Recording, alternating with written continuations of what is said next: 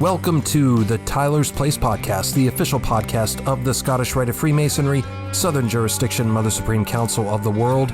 And, sometimes if it's your favorite band, sports team, where you went to college, you always want to have something to wear to represent where you came from, what you like, what you enjoy.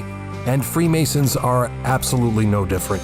Whether you're just a Blue Lodge member, Scottish Rite, York Rite, Knight Templar, Shriner, you name it, you always want to have something to show what you represent and who you are. And three brothers up in the great white north of Canada started a website not too terribly long ago called Brothers and Bonds. And they have a different take on Masonic apparel, challenge coins, hats, you name it.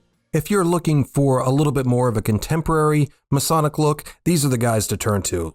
Just a couple of days ago, Brother Maynard Edwards sat down with Brother Bert, Brother Gino, and Brother Steve from Brothers and Bonds to get the scoop on how they started, why they started, and a whole bunch more. So sit back. Oh, and before I forget, there will be a discount code at the end of this podcast, and I'll post it in the show notes as well, that you'll be able to pick up some of the cool stuff happening at Brothers and Bonds. So enjoy the chat.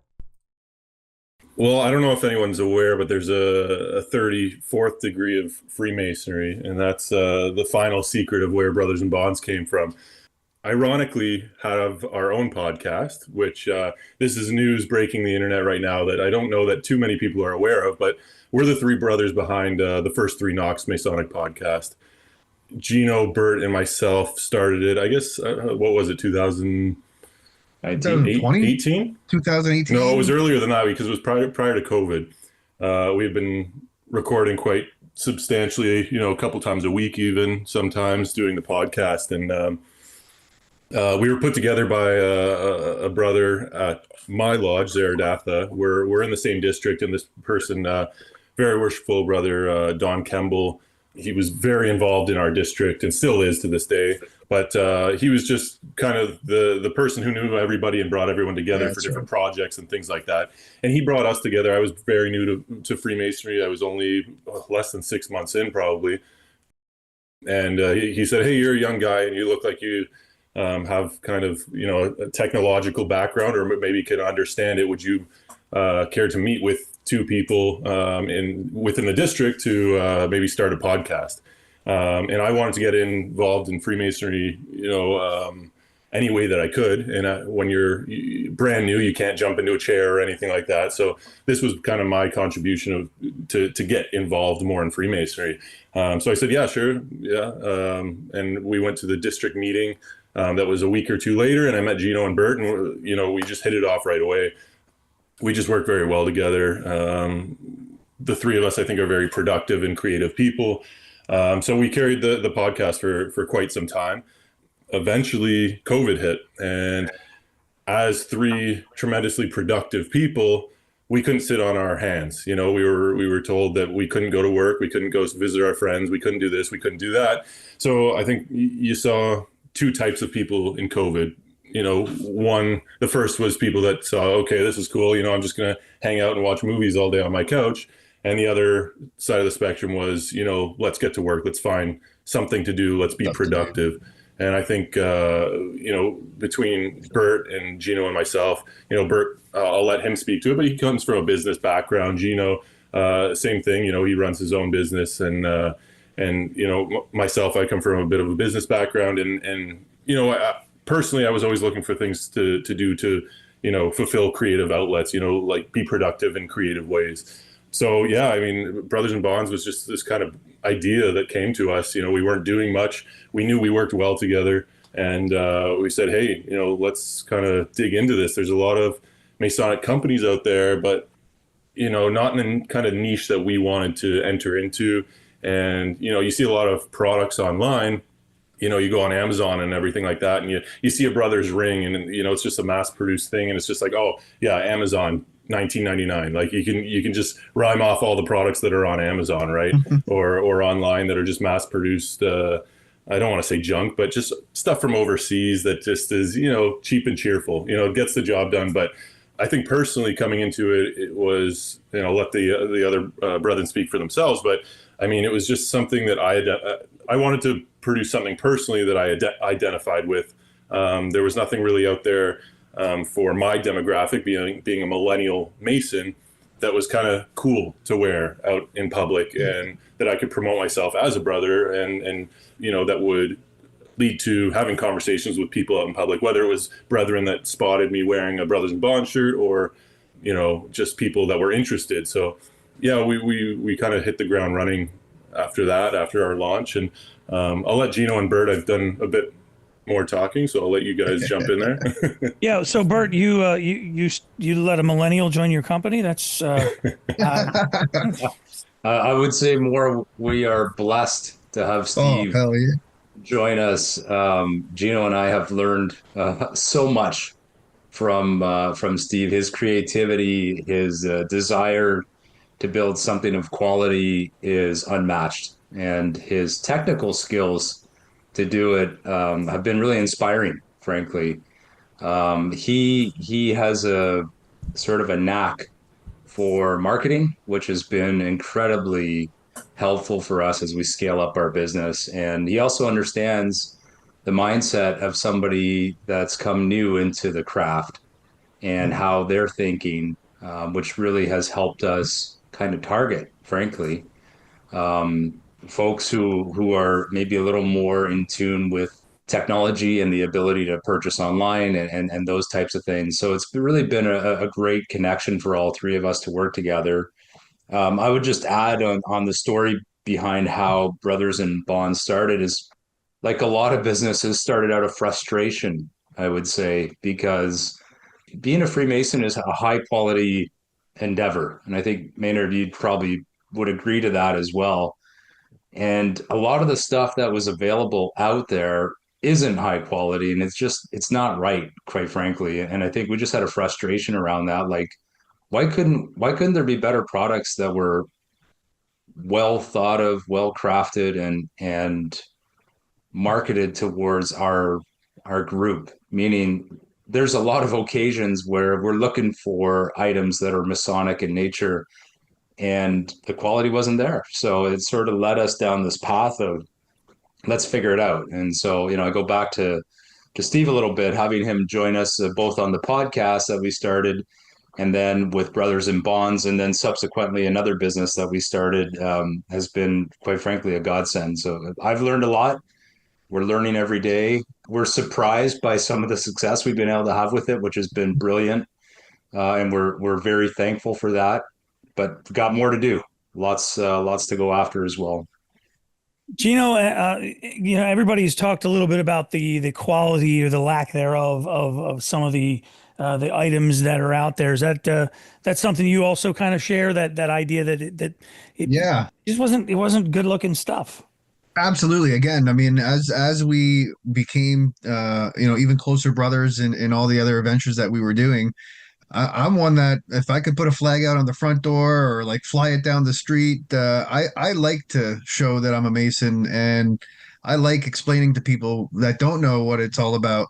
So again, trying to find a cool hat that wasn't just the same old style hat, or keeping to those old traditions. There wasn't a lot of apparel out there, or just cool little collection pieces. And I mean, I think we've tried a whole blend of different things, from shirts to hats to shorts to Hawaiian shirts to all kinds of really cool coins, and now what we call tablets. I mean, they're the size of your hand, some of these things. Just cool little pieces that we found, as Steve mentioned earlier. You could find them on Amazon, but they were that, quick little fuzzy thing that it was all right, but it wasn't really cool. It wasn't unique. It wasn't different. It wasn't modern to, that fresh, younger, newer look that we're trying to appeal to. So it was definitely something that when Sprotty came to the table and said, hey, we've been doing this podcast for a little while, and I think we got some other things that we can help kind of, get this out to the people and have an audience, and let's just try it. And I think it was the podcast that kind of helped us get to that stage, because we fully funded everything we needed to do as far as equipment. If we needed equipment, we did a First Renox t-shirt sale or something like that. And so what we discovered was there was a market out there. And so putting really cool, unique items, finding some really good pieces of art that, I mean, Brother Sprott, again, Bert mentioned his artistic skill is just amazing. He teaches us old dogs a whole bunch of tricks a lot. And because of that, we've all just blended extra well, and we bring our own strengths and we recognize our weaknesses, but it works well together, and we just make a great team. And just to add to that, Gino, on the quality aspect, I mean, the first meeting we had, we sat around our podcast studio, which is at the Rising Sun Lodge. We sat around the table and we said, if we do this, we are going to produce the best quality we can produce in all of our products. And if we don't do that, we're just not going to do it. We're not going to move forward with this. And we started off kind of with a different idea, doing more formal wear. And we said, as we were researching formal wear and ties and things like that, if it wasn't the best quality, we weren't going to do it. And, we would have to charge for it. We're not going to be charging the same prices you're going to find on Amazon for stuff, but you're going to be paying for the quality, but in turn, you're going to get that quality. And I think, the business has changed a little bit in what we offer, but we still have that same mentality. If we're producing it, we're going to produce it right. We're going to package it right. We're going to send it to you and make sure it gets to you. And we're not a big fulfillment house doing this, right? It's the three of us, and every single email that comes in, we personally look at, and we tend to. And I think even just that service level, not just the quality of the products, but the quality of the service, it's just top notch because we're making that effort, and we love dealing with our brethren and interacting. I mean, Gino typically is the one that's answering all the emails and things. And I mean, how many people have you connected with across the world now? Just so many through Brothers and Boss that we just have random conversations with now. Yeah, that's the fun thing. It's the connections that we've made through offering really cool, unique apparel pieces and coins and everything else that we could think of. That we've made such great relationships. I mean, Bert mentioned about Brother Reed out in Minnesota, and we've got a few that we've connected well with out in Florida and California and Texas. I mean, we're everywhere. But this has really, again, catapulted us to be able to solidify some of those extra relationships that, I know when we drive through different towns and cities, we've got brethren everywhere. But now we really do have, guys that we can call on when we're visiting or anything, or welcome them to our places and our lodges and our temples and everything. And yeah, so it's been really a cool, dynamic venture I would have never thought to get into. Like Steve said, the quality, we back it, we wear it. This shirt's been around for a couple of years and it's still lasting good. And it's one of my favorite Hiram shirts that we made. And again, it's just the cool little things. Speaking with all our customers throughout the world. And when I say throughout the world, I mean, we've shipped to Tokyo, Australia, the other side, and obviously right here in Canada, all the way to our friends in the States and everything in between, Greece, Cyprus, Italy, London, like it's all over. And sometimes that's what the kind of cool thing is when we get a new international order. It's like, oh, here's another country we can peg on the board. So one of the things that spoke to me about you guys is when I was introduced to your stuff was that it does have a different feel to it than a lot of what's out there, and not just the Amazon stuff, but even Masonic companies that have been around for a long time and supplying things to the craft.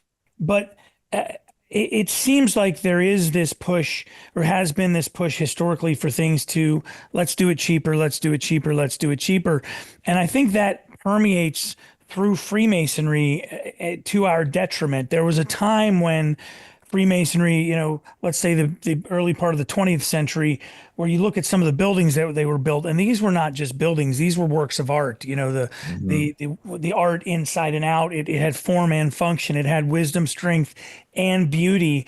And somewhere along the way, we decided, well, wood paneling is good enough. Hot dogs for dinner are good enough. And taking those shortcuts and taking that cheap way out is good enough.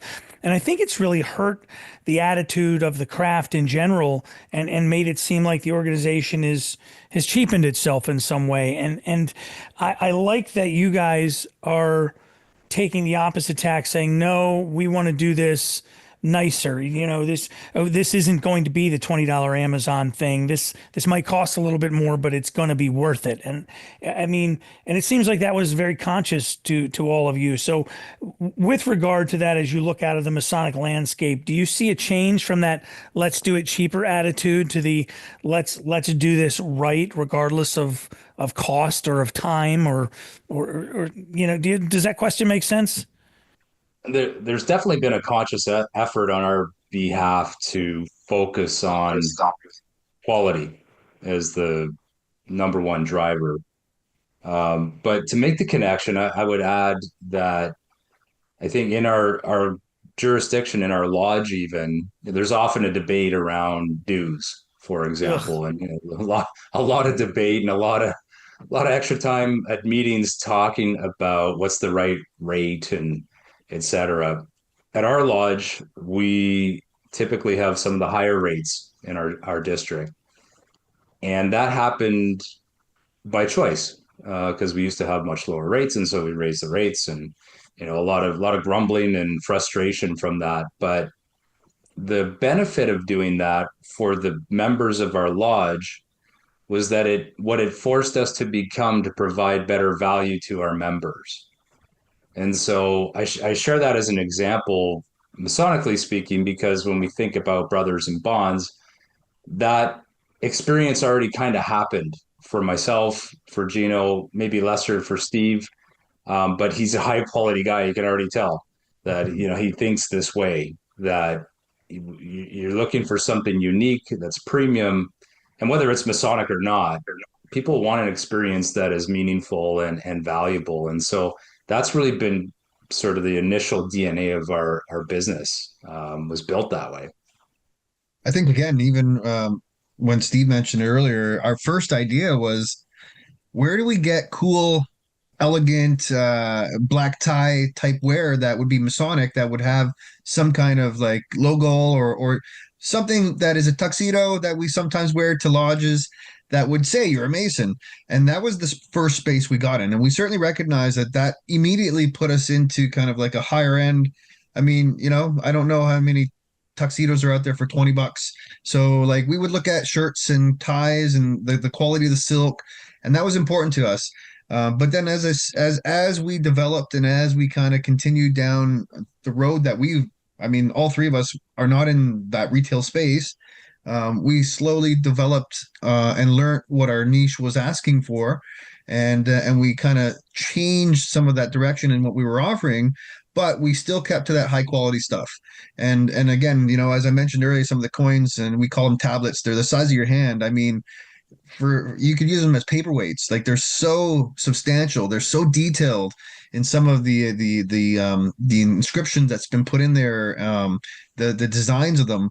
But they're not just, again, a lightweight piece of metal. It's got some good weight to it. We try to really kind of get into the mind of that newer Mason, or even that older Mason that is looking for something new out there. And that's where we really come up with some really these cool designs. And again, I mean, a lot of it is thanks to the artistic views that Brother Sprott brings, the business side of things that Brother Bert offers as far as the development of businesses and such, and then the little bit of sales that I brought to the table. We all have our different things. And I don't think any one of us has mentioned, this is not our full-time job, although it feels like a full-time job a lot. We have our own work, we have our own lives with our families, and this is just kind of a passion project that started many years ago. And I got to say, it's kind of one of the things that I'm most happy with working on, when we have something that we can offer to somebody that it represents Masonry, but it also kind of, is the brand that we built, and we stand strong behind that. So it's, and I think, sorry, Gino, not to cut you off. It puts a big smile on my face. Go ahead, brother. No, I was just going to say, and I think that one of the keys to our success too is that this isn't our full-time job. And if we were trying to pinch every penny and make, extreme margins like everybody else, we probably would have cut back on a lot of those things in quality. When we develop a coin, or a challenge coin or a tablet or something, we make a very intricate design, and we go through the process of developing it, and then, it's ready to go. And then we say, well, okay, let's double the thickness, and that doubles the cost. and it adds double the weight and double the shipping cost, and those are all things that we have to absorb. And I think that if it was our full-time job, we'd have to be a little bit more considerate about those things and kind of maybe scale back, because we're in it kind of to put food on our table. But I think the priority and the motivation behind Brothers and Bonds is not making a profit. It's because we love doing it. We love making the products. We love interacting with the brethren. We just love working together and being creative. And so the money hasn't been the primary focus. And with that, maybe we have taken a hit on margin on our side, but that's not why we're doing it, and I think that we hope that comes across, and that people are buying because of the quality and because of the service. And how do you decide what product is the next thing that you're going to add to the canon? What's the next tie, the next hat, so on? How do you make that determination? If I come up with something, it's usually in the middle of the night when I can't sleep, and I'll think of an idea, a pun that I should put on a shirt or something like that. And it's just like, oh, I got to message these guys. And it's honestly, there's no rhyme or reason to it on my end when I'm coming up with stuff. It's more just, something will hit me, and it's like, sometimes I have creative times and others I don't. And, it's not, if someone told me to sit down at a desk and, be creative, it's like, it's not going to happen. For me, like the Hiram's towing shirt that Gino's wearing right now, it's just something that I just feel like has to come to me personally. So if you bring in an idea, then does everybody then vote and say, yeah, we're going to add this, or. So again, it's one of the enjoyable parts is agreeing to jump into a project and launch it, which has been fantastic fun, quite frankly. Another really interesting place where we've gotten inspiration for new products is through some of the collaborations that we've done. So there's everything that you see on the website, of course, that we've kind of been adding to over time, and that itself sort of perpetuates and adds more products as we think about and see the results of what are the top sellers and what are people interested in. But some of the collaborations we've done for groups also brings a lot of ideas and inspiration to product launches, and so that's really helped us a lot. I would say like it keeps building over time, which is really fantastic for us and makes it a lot of fun. Yeah, we even get, again, customers will come back with certain products that we put out there, and they're like, this is really cool. What if you also did this? And then it goes right to the lab. And I mean, and that lab again is Steve's desk, and he's like, oh, I like that. Let's throw this out there. And we've hired some artists in the back behind the scenes when we feel like we want to really get to something that we just can't put it out there. We don't know how to really make it to fruition. So we'll look at partnering up with some artists as well, and that has been, I think, fruitful in some of the things we've done. It just keeps spawning into so many different paths. And I think it's just, which one do we focus on right now, and how do we continue to move forward with this project? And a lot of the times, again, even from the very beginning, even to now, I mean, we've been around for a few years now, but we always, I think, put something out there and goes, I hope, fingers crossed, that this is another one that people are going to enjoy and like. And sure enough, we'll put a buzz out there, and if it's a quick release of something, it's gone within a couple of days tops. Yeah, we just, like I said, just trying to make it work where we're listening to our customers and clients and friends and brothers, but also, I think, in certain moments of what we're learning in Lodge or in our own kind of journeys in what we're doing, things hit us in the middle of the night for some brothers, and we just, come up with this, oh, yep, got to put this together. Three of us work well because it's always at least a majority vote. We've never had any of us not vote on something that we didn't like, so that was good. But there's always at least a 2-1. And like I said, we work well together. We appreciate each other. We know each other. And most of the time, it's always a unanimous decision. So has there ever been one that, like, just is your hands down? It's probably different for each of you. What's your hands down favorite thing that you guys have worked on? The one thing that, if you say this is the product that really makes it for me, what is it? I'm wearing mine. I got a Hiram's towing shirt. Hiram's towing. I like that. And it's kind of like a whole background, and it's just, again, as a Mason, you see that word Hiram and you're like, oh, wait a minute. And then you look at the little, Masonic pieces Details. that went into the art, and you're going, wait a minute. And so again, it just starts to spawn all that. What is exactly this? It's pretty cool. I've got a second one. But we'll let the guys go through theirs. Go ahead, guys. Steve? Go ahead, Steve. I'm gonna have that, creative's perspective on it and say that my favorite one's the next one we work on.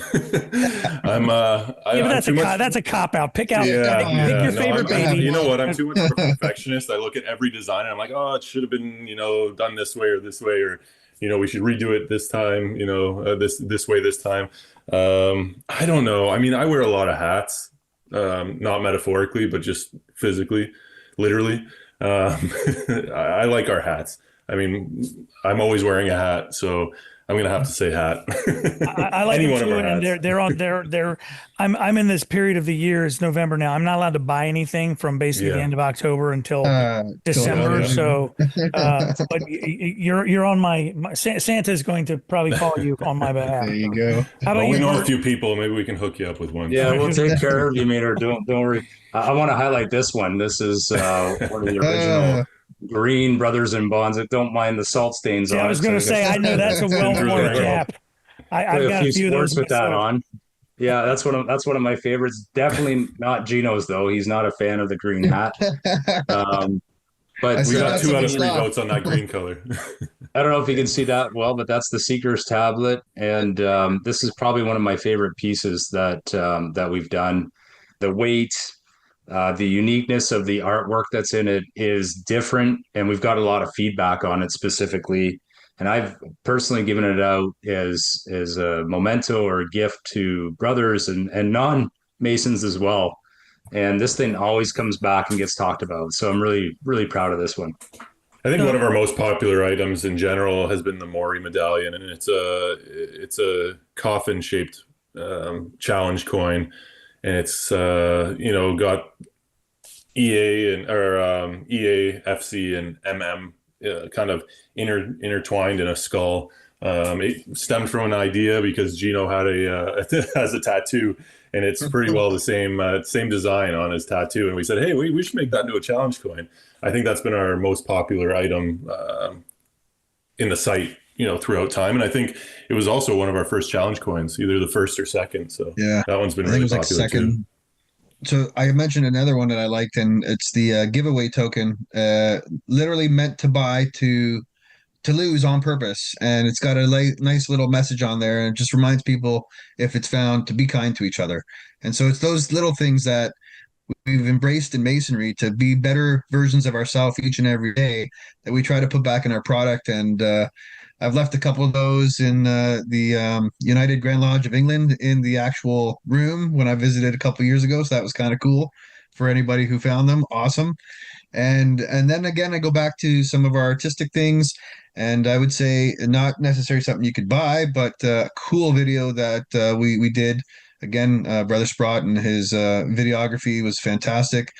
We did to help promote Widow's Sons and a little bit of a launch with some of the product that we created with that. The video that Brother Sprotty did with some of our Widow's Son brethren out this way was fantastic. Like as if you're watching it at a Cineplex or in the movies, and it's a short film, or I think it's a couple minutes long, but just it's those type of things that I'm proud to put our Brothers in Bond stamp behind, and really kind of, again, just show something different, something with that modern twist that offers the same old also, All right, so I've asked you the good. Now we got to talk about the bad and the ugly. Has there been one that's come across your desk, or you guys started on and said that this is not gonna, let's toss this thing out? Where's the pocket fisherman? Where's the thing that you need to get rid of? Bert, you grinned really fast when I said that. So did you, Gino. So what came to mind immediately? Well, they're not all winners, that's for sure. Yeah. There's probably some of our apparel that we've missed the mark on, I guess I would say. I don't want to pick on any of them though, because some of them still sell, and who's to say what people appreciate. But I think just a couple of the ideas that I personally had that I thought would be like hero items were anything but hero items. So all part of the process, learning what works and what doesn't work. But yeah, I'll reserve calling it out because I think they still have hope. Fair enough. Fair enough. How about you, Steve? Was there I will. is that creative angle? Is there a creative thing you just go? Yeah, I will say that know. I have a design folder on my desk that has more ones that I have passed on and given up on. More that I've passed on than what's actually even on the site. I mean, just maybe the idea is there, but the design isn't. And, I'm just waiting and sitting on them, and maybe I'll go back to them, 3 months down the road, 6 months down the road, 2 years down the road, and say, oh, I've got it now, and kind of revamp it. And so I would say, I mean, there's a lot of stuff that it's just sitting there that I'm not completely happy with, that might come to fruition in the future or may not, as far as products like that are already launched. Yeah, I mean, sometimes designs just don't come out. We spent a good amount of money on producing a coin, and we did this one through an artist, and it was a higher end artist, so we paid them very well to do this piece of art for a challenge coin, and everything looked great. All the digital mock-ups and everything looked great. We had it produced, and when we received the production run, it looked like mud. It just, it was meant to be a lot bigger, and because it was small, the detail was shrunk down, and it just didn't translate well. I think, Gino, you're probably sitting on the box, they're just using them to keep a tarp down in the backyard or something. It's just they're beautifully heavy coins, and I think they would have been great, but that was a complete dud. Well, I'll add to that, because that was going to be the one that I was going to talk about also. And they are sitting under my desk right here, and they're holding down the carpet. And again, like we go back to that quality. It really looked fantastic. It was meant for some 3D printing, which was going to be a bit different and unique to what we offered before. And the digital stuff looked good. They always send us a picture once it's being sent, but it's already been created and paid for now. And we got the picture, and we said, okay, maybe when we see it in person, it'll be different. And we just didn't like the quality of it. Now, the one side is good. I'd say it's a 95%. And so we're going to try to repurpose it and make it something that can be used. Maybe a coaster of some sort that has something kind of put inside, and you can't see it, but it's got that little secret hidden spot. We'll figure something out. But they're again, the quality that we like to stand behind. We don't even want to give these away for free, because it doesn't stand. It's not what Brothers and Bonds is all about. So right now they'll continue to be a paperweight for. And we thought about that too. It's like, hey, let's just throw one in with every order, that comes in until they're gone. And it's like, yeah. It's got our name on that, and we don't want people, another brother seeing it, and it's like, oh, where's that from? Brothers and Bonds. Oh, well, this doesn't look very good. And then, that's our reputation on the line. So we've scrapped that one, and, maybe we'll use the design elsewhere in another way, in another time. But for now, it's scrapped. And one of the ways that I stumbled across you guys is I was looking for stuff myself, because I'm getting ready to go in as the Junior Grand Warden in the Grand Lodge of Maryland. But I wanted a shirt that says like Pillar of Beauty or something like that. And I was like, I should hit these guys up about a Pillar of Beauty shirt and then I thought, I bet every day some random brother of yours is walking up going, hey, Gino, I've got a great idea. Bert, this is the winner. So I thought maybe I won't hit him up. But what are you guys getting that, where guys are coming up to you with the next big idea pretty much every day? We get suggestions. We get our customers and brothers out there that like certain things, and then they add their own kind of idea of what would be just as good of a product, part two, if you will. And like we answer every single one of them. We consider everything, and some of them we've put to use. Like we've had Parallelepipedon, I think was one of them, because we had a shirt called Indefatigable. I mean, again, as Masons, we know what those words are. And but one of the brothers like, you should try this word. And I think we put it out there. We didn't really get a lot of success out of it, but we still put it out there. We offered it. We try, So yes, if you have an idea, Maynard, shoot it our way. We'll see what we can do, even if it's a one-off and something. It's not a problem. We enjoy it. Well, I think. go ahead, Steve. I was gonna say, I think more recently we've been getting, like, because we're known for our challenge coins now and the quality is, we've had more people coming to us like yourself that are saying, I'm going into a chair, or I'm going to be master of my lodge this year and I'd like to have a commemorative coin. Can we work together to make something? And we will. We'll if they need 100 coins or something, we'll help in the design process. We'll design the unique coin for them. We'll have it produced, and and it is something unique that isn't readily available off the shelf, so to speak. So that's been a success for us lately as well. Well, let's talk a little bit about Freemasonry as it relates to everything you guys are doing. So, how do the sort of the lessons of Freemasonry, in whichever ones that jump to mind, how do they influence your whole strategy or your whole approach to this? Obviously, we talked about the quality and making sure that this is something that's really really well done with that wisdom and strength and beauty and those things that we've already talked about. But Bert, what is it about the Masonic teachings that we've all absorbed, and you as a past master have certainly had to pass on to others? What is it? How does that influence your approach to this business model? Oh, wow, what a great question. There's so much Masonic teachings coming through in what we're doing with Brothers in Bonds, and it's a little bit unfair because it's amplified even, right? That whatever we're doing, we are literally thinking about the teachings from Freemasonry in terms of the time that we're investing into it. Like the fact that we took on this responsibility to build this company, we wanted to do it the right way, not the easy, fast profit way. And that stays true for us to this day and beyond. I'm certain it will. So I think there's so many great lessons that have come through in the way that we approach the business. We, as I think Gino had said, we have our own lives and other jobs that we have.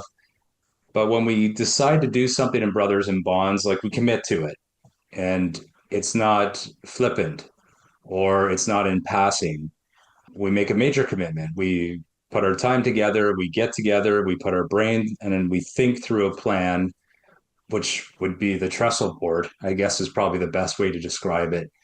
That's how serious we take it. And I think it's really interesting that permeates Brothers in Bonds, but I would say in my own personal businesses as well.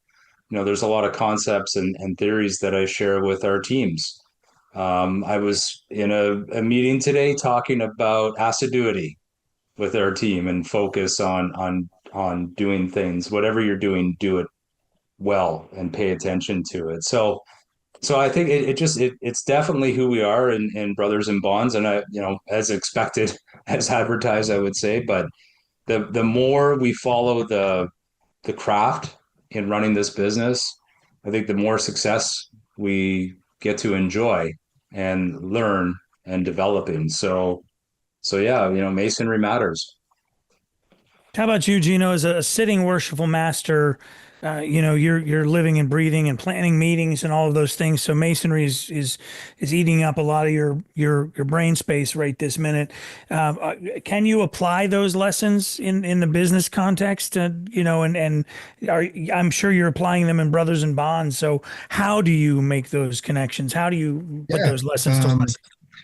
So masonry, right off the bat, I mean, one of our mottos is how to make a good man a better man, right? And so a lot of the times I really use that kind of motto in every approach that I have.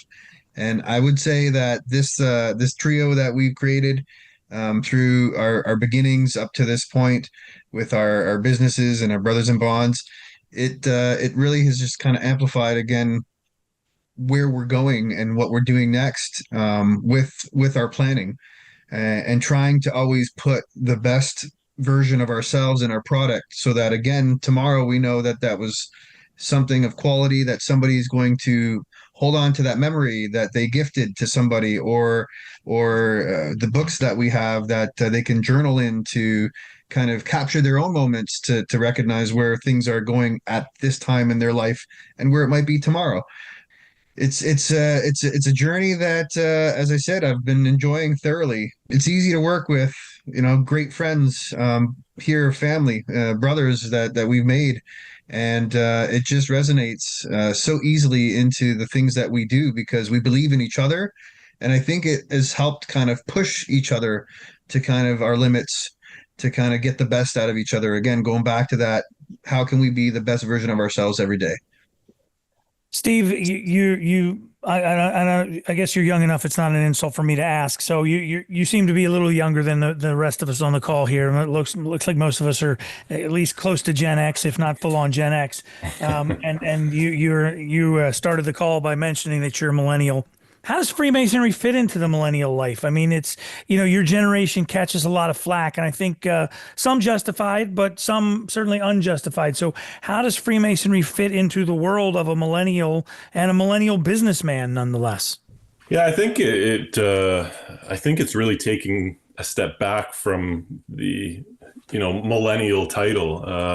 I think that when I come to Lodge, it's to decompress and, to put my phone away for the 2 hours that I'm there, or 3 hours that I'm there, focus on others, have that camaraderie with different generations, different people from different walks of life.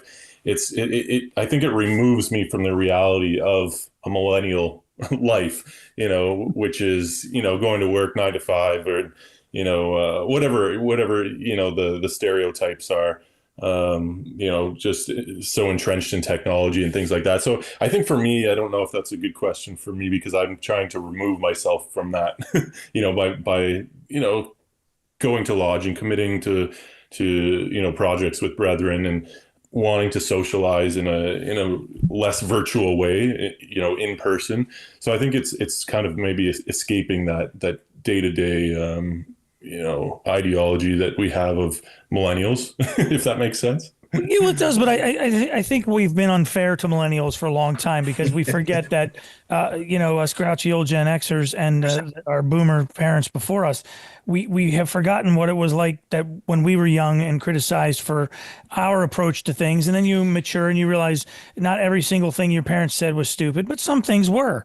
And, and I think we all try and take the best of what the generation before us had and get rid of some of the bad things. And I think you guys have certainly, so I don't think you're necessarily stepping away from being a millennial. I think that it's just a natural maturation process. And I just have to think that there are going to be others, who are going to want to embrace that fraternal side and being connected to people as opposed to just being connected to machines. I mean, I certainly played my fair share of video games when I was younger and, but what I didn't have was, and I think Gino and Bert, you agree or disagree, I didn't have a whole 24-hour news cycle telling me whether that was good or bad. They just, left me alone.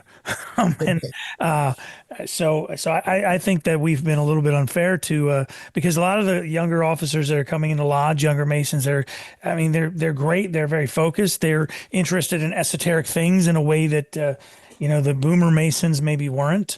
It was a very social outlet for them, whereas you guys are looking at it more for life lessons and for study. And I think that there's not one isn't right and one isn't wrong. It's just a different approach. So no, I would say that I don't think you should say you're stepping away. I think it's part of of maturing, so to speak, and the rest of us, we were picking on them when they were just kids, so it was unfair. Yeah, and listen, I'm picking on myself, being a millennial, but the fact of the matter is that any millennial that has come into our Lodge as of late, which there have been a good amount, I mean, they're extremely productive people. They're very enthusiastic. They're wanting to learn. They're wanting to contribute to the Lodge outside of Lodge, whether it be putting together social functions or we have a new brother putting together a poker night, and he's only been in our Lodge for a few months now. So I was quick to answer that, but I think a lot of millennials are jumping into it and finding those outlets that they feel comfortable in and want to pursue. Even bringing lodges up to this century with it's not difficult to put a website together now, and somebody in any millennial that knows how to use a computer can throw together a website. And I think a lot of lodges need that because it's the first point of contact for a lot of lodges now. And a lot of lodges have dated or no website, So no, I do agree. But there's a lot of place. I think that millennials can find comfort in Masonry. I think a lot of lodges would accept and do accept millennials with open arms because of those attributes. So let's talk about how one of the questions I always ask before I end any interview is what brought you to that door the first time to give you those first three knocks. And again, I'll start back at the beginning. Bert, what brought you to the door of Freemasonry to begin with? Well, I had learned that my grandfather was a Mason back in my 20s, and I didn't know what that meant. We had some paraphernalia, journals, had his Masonic Bible, and it was curious enough for me to spend a bit of time reading his journals.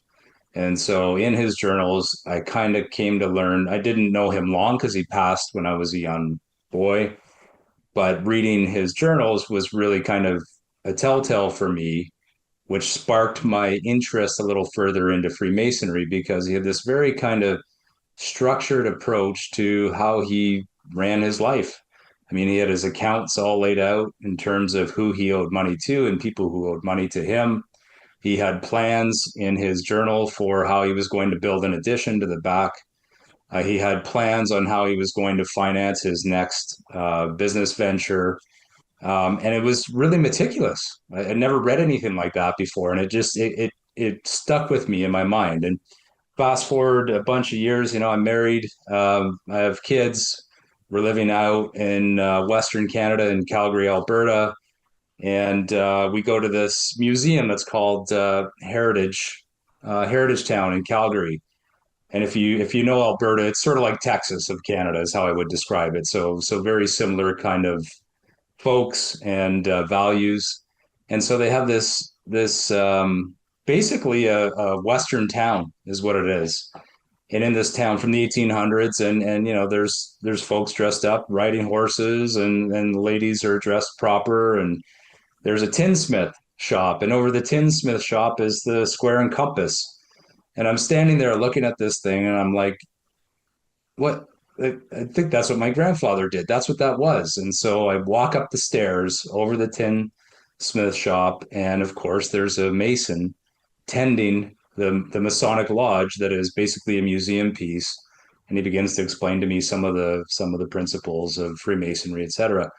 That sparked me to move forward. And I pursued it from there on. And I'm very proud to be a Mason.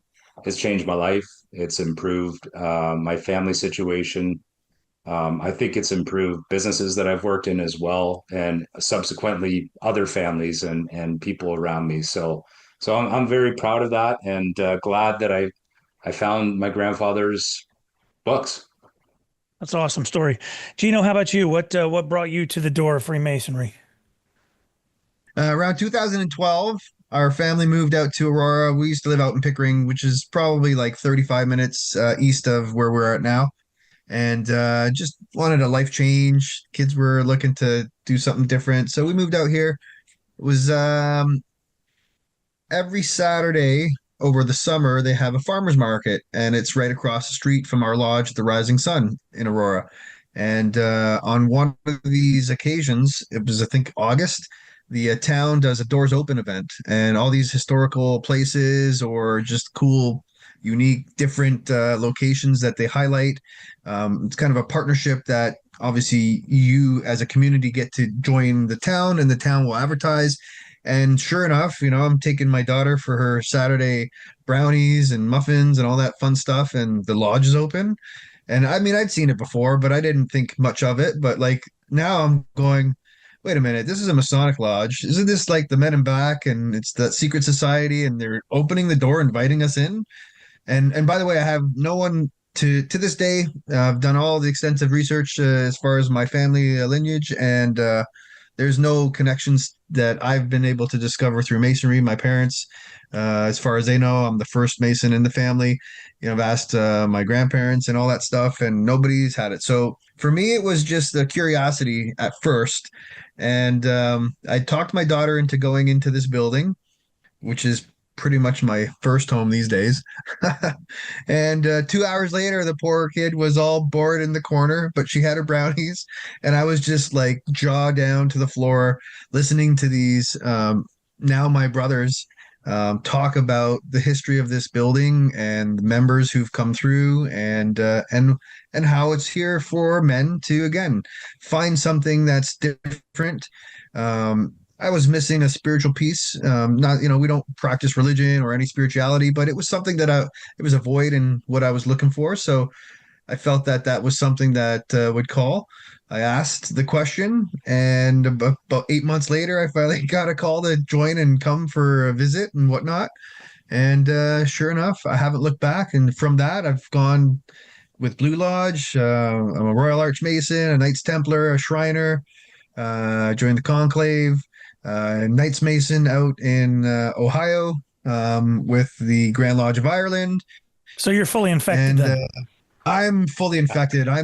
It's a once a month meeting. The joke is at home is I'm home once a month, so. I know that drill myself. I got another patent in the mail from the Royal Order of Scotland the other day, and my wife was like, "When did you get this degree?" I'm like, "It was over the summer. Don't even worry about it. Just get a frame, put it on the wall." And I just did my most recent one, and as we were walking out the door, a couple of our brethren said, "Oh, by the way, I got some applications. You'll sign them, right?" And I'm like, "Yeah, of course." I mean, at this point, let's just keep going. So there's a few things I still want to definitely get into and look into, but over time, we'll continue that journey. And I'm just enjoying sitting in the East right now, and I'm almost a month away from being a past master. So it's been very fulfilling. It definitely has improved my life. And just it's a constant reminder. I said it before. I'm going to say it till I'm blue in the face. Just always to try to get up every day and be a better version of myself from the day before. And that is really what sticks. A lot of the working tools that we have helps really kind of keep you just tight, keep you humble, keep you, just empathetic and sympathetic. We always think about others, and that's what it's all about. Amen to that. All right, Steve, you're last up. What brought you to those three distinct knocks? Yeah, similar to Gino and Bert, it was just curiosity. My story, I guess, started in the 4th or 5th grade, though, when I had a friend, one of my best friends in grade 4, grade 5. It was around the holidays, and he said, "Hey, my dad's having a Christmas party at his lodge, and he's the leader of his lodge, and it's a secret club for men, and you come and, they have a secret handshake and all that, and he said, I'm allowed to bring a friend. Did you want to come to the dinner?" And I thought, oh, how cool. They're going to bring me into the secret club. Maybe I'll learn the secret handshake, in the 4th or 5th grade. Didn't happen, but I had to wait some years. I didn't actually end up going to the Christmas party for whatever reason, but it was always on my mind, and the intrigue of it. And I remember, after that, him and I would have a sleepover, and we'd be pretending, trying to figure out the handshake and shaking each other's hands. Oh, well, maybe it's this, and maybe it's this, I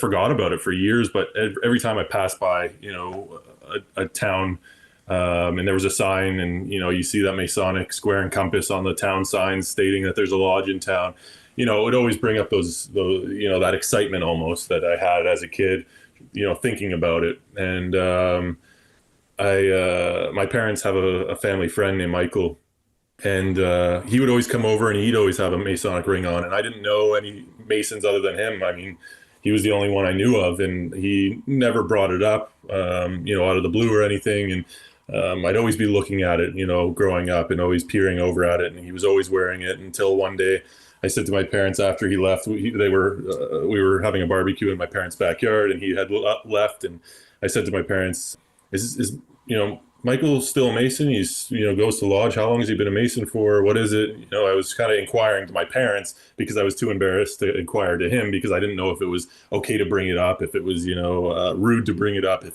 he was allowed to talk about it.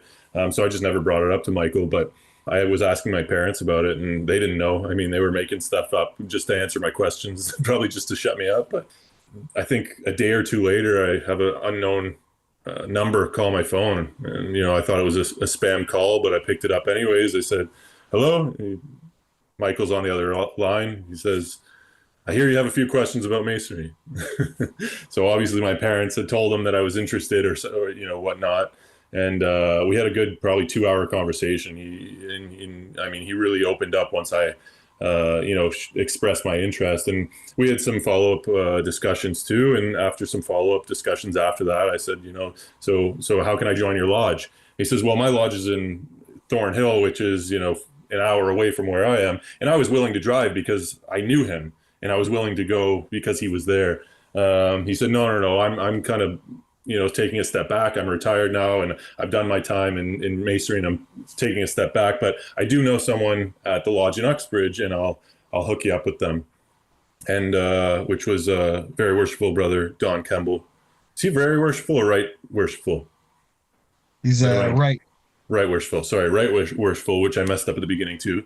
Hopefully he doesn't hear this, but I can fix it. Remind him. Yeah. We'll remind him. And he became a huge mentor for me even to this day. I mean, every ounce of guidance in Masonry, he's there every step of the way for me, and Gino and Bert as well. I mean, he's an amazing guy within Masonry and outside of Masonry. But besides the point, I got connected with Don, and the rest is history. So it was really curiosity, and from a very young age, and it came to fruition down the road. So.